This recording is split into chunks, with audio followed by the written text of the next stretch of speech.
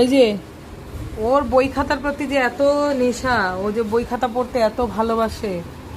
বিদ্যাধরী আমার, আমার বিদ্যাধরী, বিদ্যাধরী। আমার বই খাতাতে মুখ দিবে, পেন নিয়ে পালাবে।